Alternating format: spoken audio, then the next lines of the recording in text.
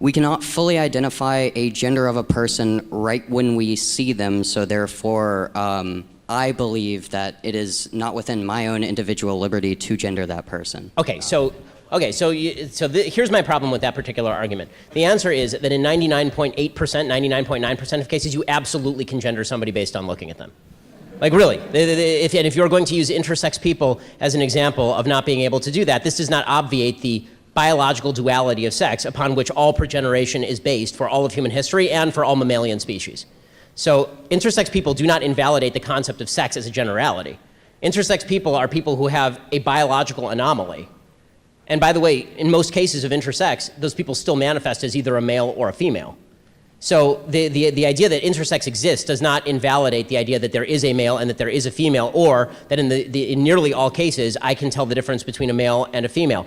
Again, I'm not saying, by the way, that if you can show me your chromosomal charts that you are actually not a male, when I say that you're a male, that I should stick with that biological objective standard. Like my perception of you, in other words, is subject to my correct enunciation of an objective standard.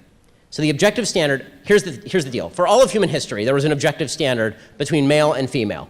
It was, for nearly all of human history, out of partial ignorance and partially because this is usually true, it was out of simply looking at people's genitals and assessing them based on their outward appearance, right? Which is still true for nearly all human beings on planet Earth at all times. Okay. What was that?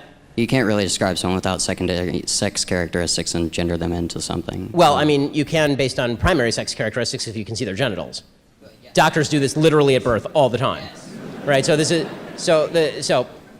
but your point is correct. If somebody was male dressed as a female and I misgendered them and then they said, "Oh look, I'm male," zip, right? Then I would say correct, and then correct. I would say, for all of human history, you were male.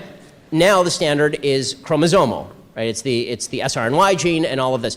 There is some objective standard, in other words, by which we can determine sex. The problem I have with the transgender argument is that people are arguing that there is no objective standard, that no objective standard exists by which I can determine sex. And in fact, sex is completely subjective. I can determine my own gender based on no biology and in fact in abeyance of biology. I can have every single biological characteristic of a male, and if I say I am female, then I am female. This is anti-scientific nonsense.